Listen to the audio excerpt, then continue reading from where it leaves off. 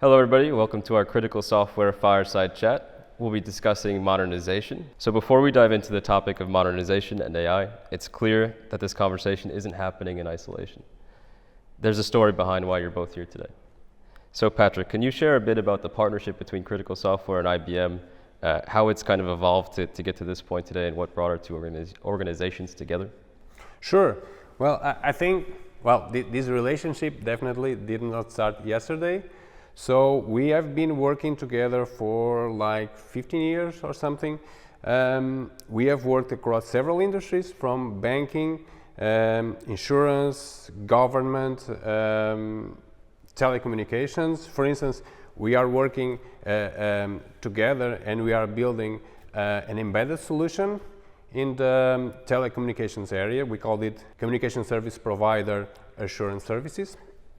And we are solving a problem of big nationwide telecommunications provider that, as you can imagine, has a huge network of technical equipments, and they we are helping them to detect, manage and mitigate faults that occur in their systems across the network, so that they don't cascade into catastrophic events. You can imagine telecommunications infrastructure as one of the most critical infrastructures in the country, and it has huge technical challenges, from huge data sets to a huge network of devices. And we are even in these latest times, we are even challenging ourselves to bring AI for streamlining this process even further. So it is, in a nutshell, we have been working together and we have a lot of successes under our belt in these last years. I mean, I remember a lot of cases, mainly, in the beginning with BPM solutions that we were working. Also a lot of we are going to talk about modernization, so application development, and this area is also one of the topics that we have been working. And I really appreciate the skills and the effectiveness that the people from Critical Software delivers in the projects we work together. That makes us to be very good partners in this area. That's a great backdrop. So I think with that, let's start getting into the conversation a little bit more around why modernization projects fail today and some of the complex challenges that they're facing. So Patrick, from your experience leading modernization projects with Critical Software, what are the biggest reasons these initiatives fail? Okay, that's a good question. And I would even start answering from a little before, because in my opinion, the single most important type of modernization failure is that project that never starts because, fear of disruption wins the decision in that meeting, right? So I'm always reminded of this conversation I had at a conference some months ago, where I was sitting across the table, in the middle of some snacks and drinks, and on the other side was an ex-CEO of a major bank, and he was telling me in a funny note that, Patrick, unless a very compelling business case about a modernization project lands on top of my desk, or I'll be kicking the can down the road forever until something very severe happens. We both laughed, and it kind of stuck with me, because it reminded me that you really need to have solid business cases for modernization, right? And at the same time, it left me thinking that in some cases, it's a shame that really nice modern projects that will bring a lot of new advantages to delight the customers need to stop, because at the end of the day you need to take care of some legacy system that is preventing you from moving forward at the desired pace. But it also reminds me that you cannot start with technology and work your way into the business. You need to do it the other way around. If we talk about projects that start and then fail, which is more common than most people think, I think the main reason is that, technically speaking, these projects are really, really hard. So in some cases, we are modernizing systems that have been around for 50 or more years. They're doing their job long before we were even born. You can imagine that a lot of people put their hands in that code. It accumulated a lot of technical debt along the years. Chances are that it's poorly documented. Chances are that, well, best case, some people will know some things about some parts. Worst case, nobody really understands the system. It could even be the case that no source code is even to be found anymore. So, I mean, this makes it a very risky project.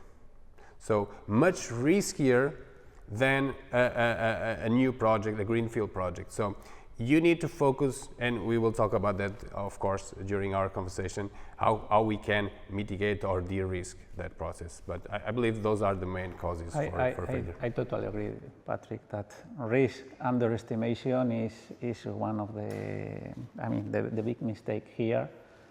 People that start some of these projects, they haven't think about the technical difficulties that they will find during these projects. Sometimes it's how applications are meshed together. Sometimes it's a question of performance or security. There are different questions. But when we focus in this area of modern and legacy, I always recommend the people to think what they have there. Sometimes people identify legacy systems with old systems or old technology. And for instance, in our case, when we think about the mainframe, we say, okay, mainframe is a legacy system or is a modern system? So we think this is a modern system because it provides a different bunch of features that their applications need. So saying this, then we see the other point here. Some of the beauty of the mainframe is that you have a COBOL application, you developed your COBOL application 20, 30 years ago, and today it's running in your mainframe. So that means something was done right? Otherwise, it wouldn't be running for so long. Yes, but at the same time, you have something that was developed 30 years ago. And for sure, this needs to be developed, this needs to be modernized, because this is something that was thought some years ago, and now you have other needs, you need to adapt this. So you need to think in all those topics around how are you going to modernize, what are you going to modernize, and by the way, the main risk is, the main problem is underestimate all the process that is there, all the connections that are there, people that in the past use some exits, you never know why, but are there, and you need to put sense on all of this. A lot of problems there that are identified, right? And opportunities ideally. But when we're looking at projects and ones that are maybe failing or even poised to fail, Leopoldo, what are some of the warning signs that you tend to look for in these projects to identify where problems might be? Okay, in my case, I am not a person that is normally in the day-to-day of the project. So my point of view here is that I see the customers and try to understand if the project is going well or is not going well. And saying this, one of the things that normally happens is that there are always some control in the project to say, okay, we need to say that we are doing well. I mean, this is so the information that you get is not always the right one, but the delays in the projects start to be big delays, and this is like a first sign. A second sign that we normally see is that as we were talking before about risk underestimation, they underestimate the risk because normally they don't understand what is running in the system, what is the components that they need to modernize. So we start to see people asking us tools to understand better what the system is running, what the applications are doing. And these are like the two main points I would say that. Maybe they only tackle the risks after the software has been built, right? Wow, yes, that's another big point. And that's where they start to find what is going to delay the project even a few more months than I anticipated. mean, it is not only to build the functionality, it is the functionality perhaps you need to integrate with the rest of applications. You need to work in the transactionality you have. You need to think in the workload, in the number of transactions that you need to serve. So you were mentioning some of the considerations that you have to have when you're approaching this. And Patrick, you've been in the situation where you've been delivering these projects, but also now as the CTO, you're also monitoring these projects. So from your opinion and your perspective, what is Critical Software's approach to help reduce some of the potential for failure of these projects? First and foremost, we have to acknowledge that a modernization project is very different from a greenfield project. So again, you need to focus on de-risking, and you need to focus on de-risking right from the beginning, right? So you need to promote this de-risking to the same level as building software. Now, coming again to what I mentioned before about the reasons for failure, one of the main reasons is lack of proper business justifications, right? So as I was saying, you cannot start with technology shortcomings and then try to find a business justification for that. That's not possible. That's not how it works.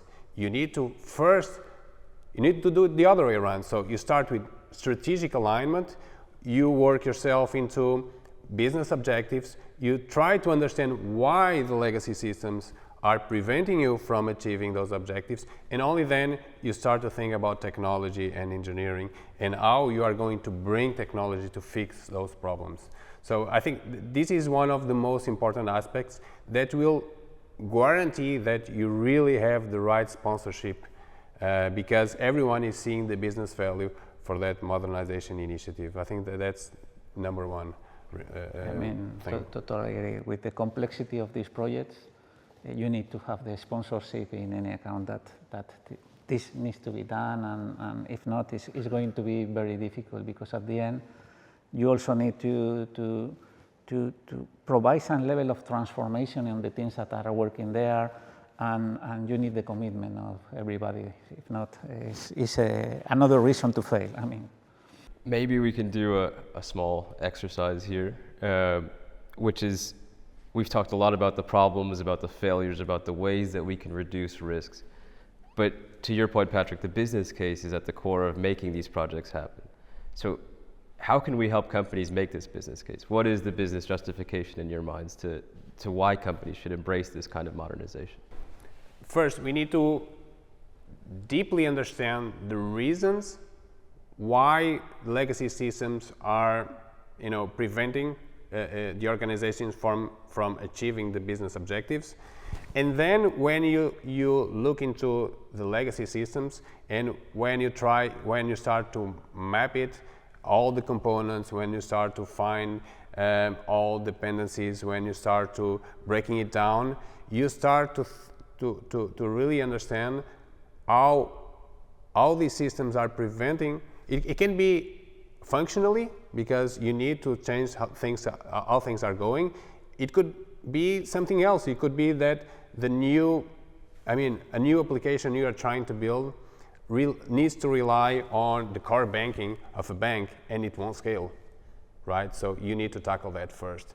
So and with that, you are already starting to anchor what you need to do with some business objective that you are trying to achieve. And from that moment on, nobody will have any sheer doubt about whether or not it makes sense. If you don't do that, if you start with technology, you risk losing sponsorship along the way. Everyone starts to go away, and the project gets cancelled sooner or later. That's our experience. I would add that from a business perspective, I understand that there are some business needs that need to be covered, and you need that sponsorship. But I would say that there are a couple of extra factors that we always see when customers start to modernize.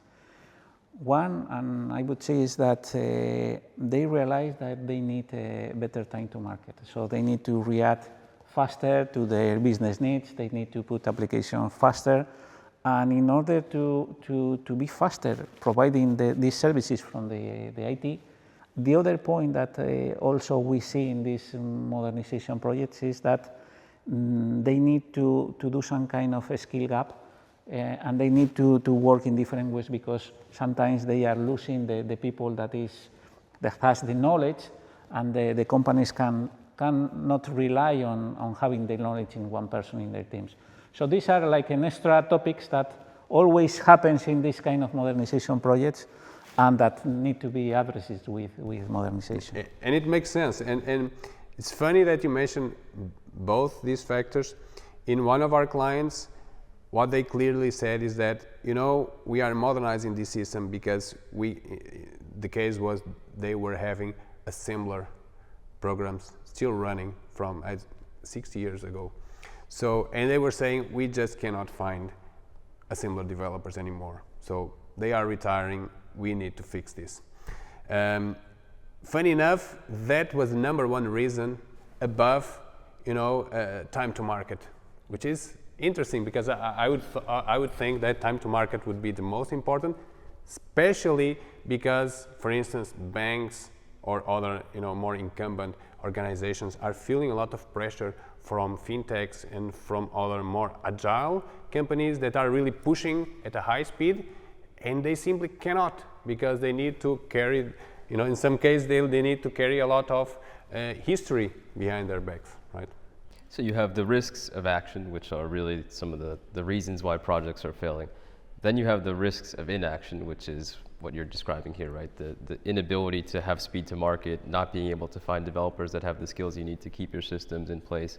So Patrick, from your perspective, right, how do we balance this with our customers who are fearing this disruption to their business continuity with the need to modernize their systems? How do we help them push through that?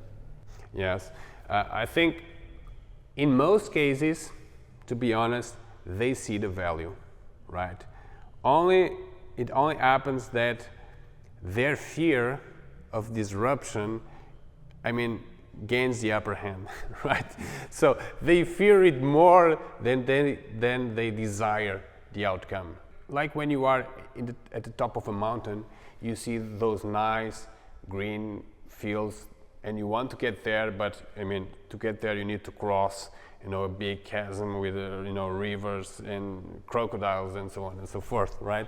So and because of that, you keep in your safe place. In order to take action, they need to address the fear, those concerns. But for that, you need to put a lot of effort in the risking. What can we?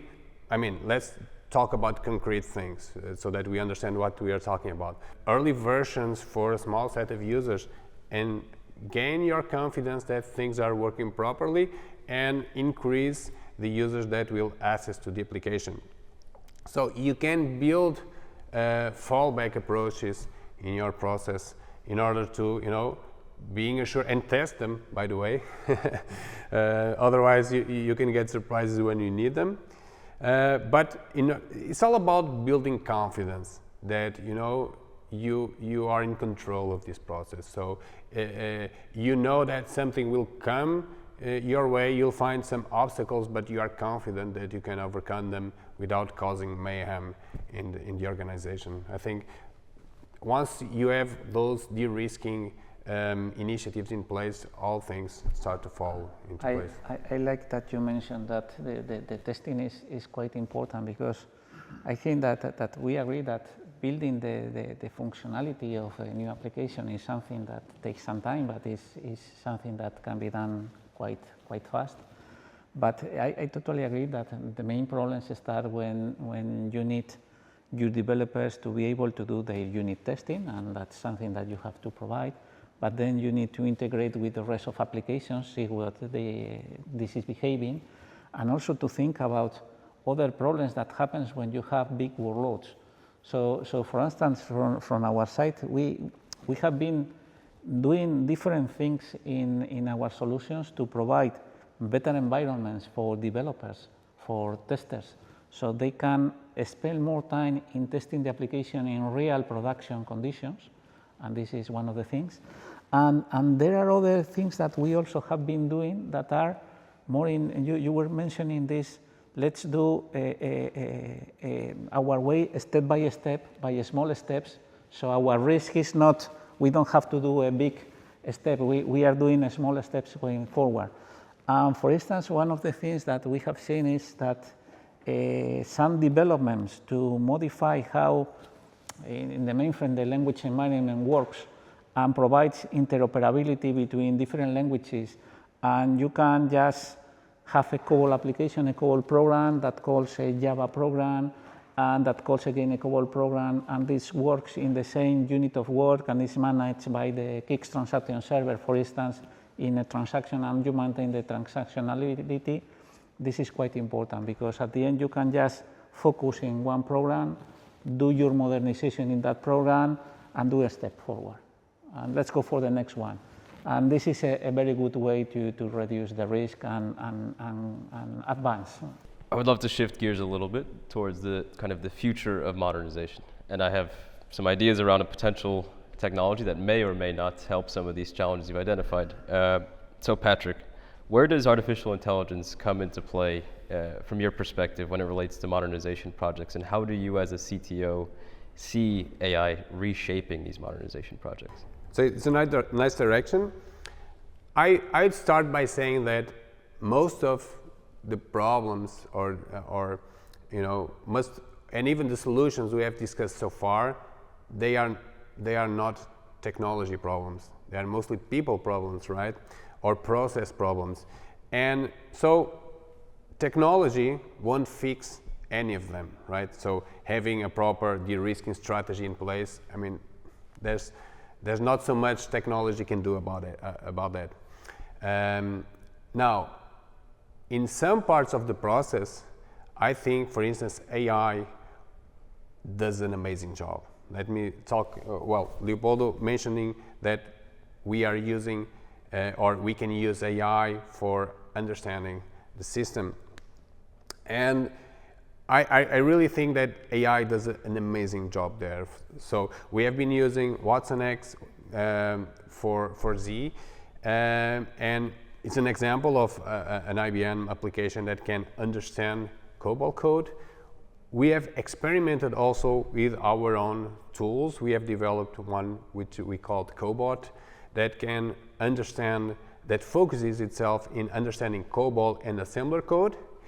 And I must say that although I was expecting good performance out of COBOL code, I was nothing short of amazed with how good results it provided, for instance, for assembler code. For us, it's a game changer because you can understand the systems much faster with less effort, and more importantly, requiring our customer to commit less resources to the modernization. You know, as Leopoldo was saying, they already have very few people working on these technologies. So the last thing our customers want is to commit even part of them to this modernization project.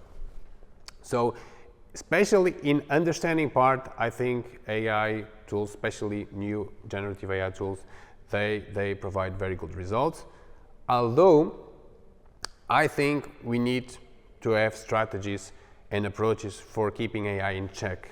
So, you know, you need to build a very strong testing foundation, because we all know generative AI can hallucinate.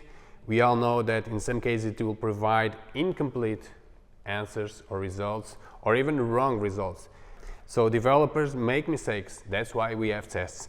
I believe that's exactly the same approach with AI. So in a nutshell, I see a great potential for AI in understanding, but you really need to focus on having tests in place to make sure everything goes correctly. You know, Patrick, that this tool that you mentioned, the Watson X Code Assistant for SET, when it went to the market, it was telling that it was using generative AI to transform COBOL to Java. And when we have been working in the market with the tool, what we have found out is that the customers say, okay, it's okay that it transforms COBOL to Java. Perhaps in some ways we can use it. But what we really want is that it helps us to understand what these COBOL programs are doing. So we developed what is called the explainability feature, and this is the one that is making more sense for our customers, because it helps them, for people that has not been working in the development of the code in the beginnings, to understand what is in their installations, and from there is when they can take the decision of what to transform, what to modernize. And also you mentioned one thing that for me makes a lot of sense, that in this modernization, this is not only technology, it's not only tools, there are also things that affect the way the people work. Is a bigger challenge, and we also talk about sponsorship. So we need to have this sponsorship because they need to work in a different way. If I take a look to the mainframe teams, they need to adapt, for instance, DevOps methodologies, and perhaps they are using, as they were doing 20 years ago. No, they need to change this. They need to break the barrier between what is a mainframe and what is our distributed system. Now, today we are working in the hybrid cloud. Everything is hybrid. Your applications, we have components here, components there. You need to have this full vision, and these teams need to transform and adapt to the new era.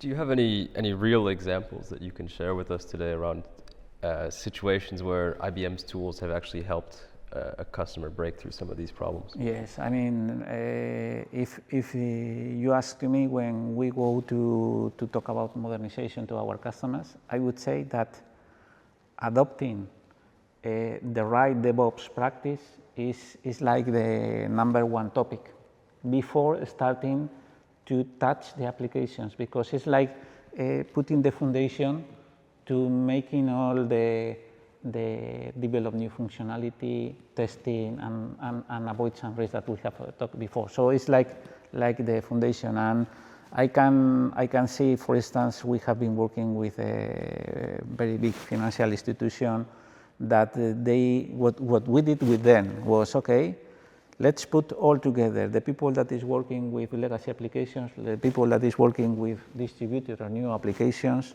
Let's understand how you are working, both teams, and let's try to see how can we put a common pipeline of the DevOps for all of you. Then we can discuss which tools can we help us in the different steps when building the new DevOps pipeline. And in building this kind of standardized way to work, what this financial institution is telling us is that they are reducing the time to market today 30%, because they have realized that the way they were doing things in the past have a lot of waste time when they were doing this process. And now they have been doing this in a more productive way, with a more integrated way between the different teams. So this is one of the samples. Other of the samples is that generative AI, and in this way we are talking that we have Watson Edge Code Assistant for SET, is something that is going to be used in any modernization project. So imagine that you have a project in a financial institution, in any customer, to modernize the code. So one of the use cases that we are seeing is that the problem with that is that that code is intellectual property from the customer, and they need, in this case, another financial institution, they need, okay, this is my code, I don't want to share this outside my organization. So we are using this kind of tools, install it on-premise with the full control of the customer to provide this kind of services. Because at the end, generative AI in transformation is like a real good accelerator. I mean, we are seeing that from a skills perspective, from a productivity perspective, is something that needs to be used. Yeah, and it really aligns with what we are seeing in one of our clients. They don't let their code to leave their premises, so they have installed all these models on-prem, and they are running them on-prem. Not only because of intellectual property, but also for security and compliance reasons, they are not allowed to do so, because they are exposing code, they are exposing maybe vulnerabilities, and they really are not allowed to do so. So it's a no-no. Talking about this, the other day I looked in a study that says that with the new AI power, let's say this way, the hackers will attack 7 times more the system. So the probability to be attacked is 7 times more. So they will use this information for sure to do the bad things. And we are only getting started in terms of security in generative AI era, right? Yeah. A new world will unfold for sure. On the topic of looking forward, any advancements, any evolutions taking place in the market today that you're looking forward to, that you're not seeing it in place today, but maybe in the next year, 2, 3 years, you'll see taking place in the market? Any shifts that you're looking towards, trends?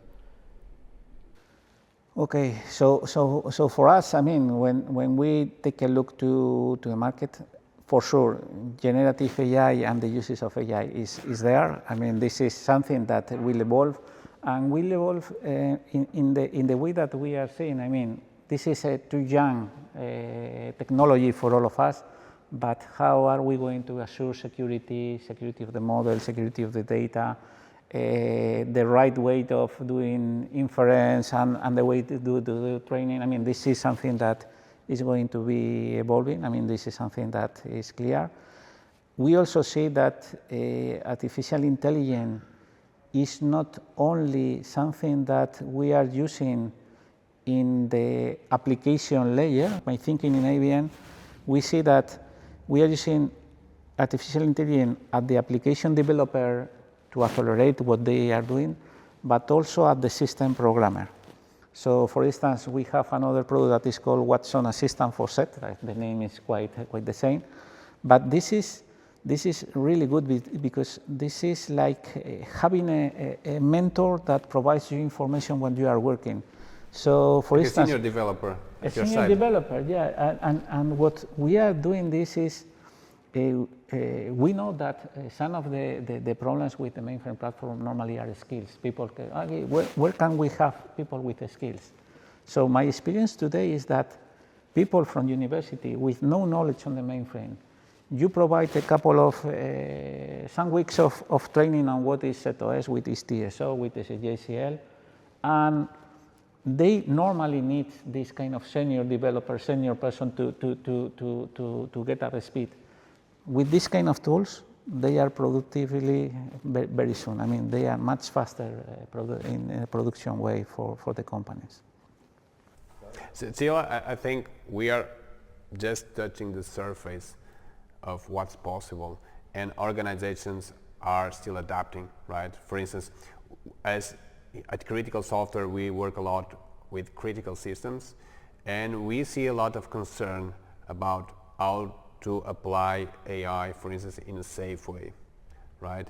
And we see, for instance, financial institutions taking a breath and waiting a little bit for some of the security, as Leopoldo said, security aspects being tackled before they feel, for instance, some parts of most recent technology being safe for instance, for them to use with their own customers. So I feel they are experimenting with internal applications first, and gaining confidence, and also getting a feeling of how they can do it in a safe way. But I think the market will keep evolving and provide answers to those questions. Awesome. So we've covered a lot today, from the risks of action and inaction, the reasons projects fail, the business cases behind why companies should be embracing these forms of modernization, and now some of the opportunities that lie ahead. I would like to close out with a little bit of reflection, if possible. So, Leopoldo, from your perspective and IBM's perspective, what do you look for in a partner to really drive successful modernization projects? Okay, so what we think is more valuable is that for sure the partners should have skills in what they are doing. They should have some experience on what they are doing.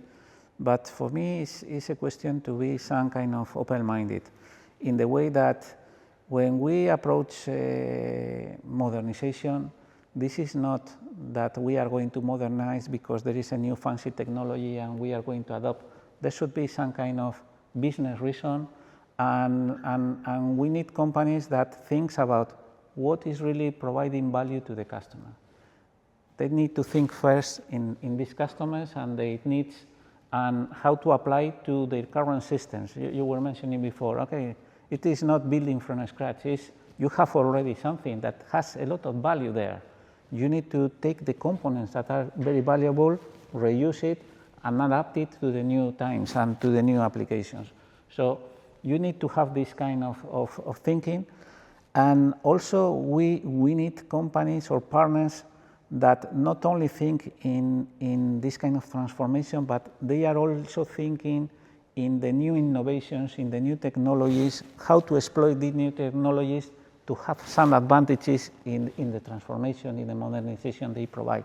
And I think that critical software, you are a partner that has this mind of thinking in the customer, using the new technologies, and provide a better value for our customers. And Patrick, you've seen modernization projects done well, you've seen some done not so well.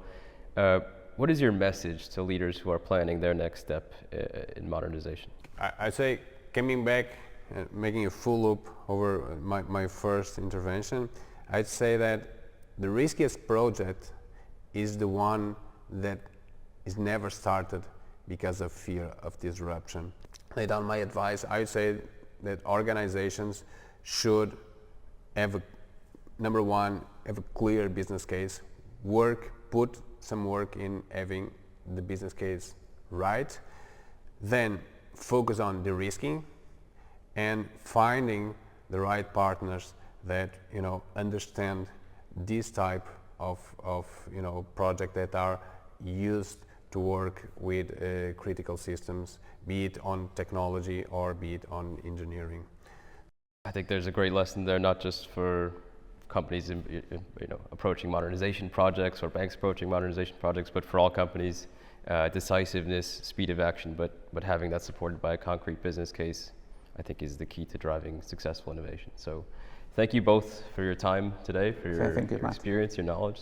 Thank you. Thank you very much. Great having you. So looking forward to see how the future of modernization plays out, and more importantly, how this partnership continues to blossom. So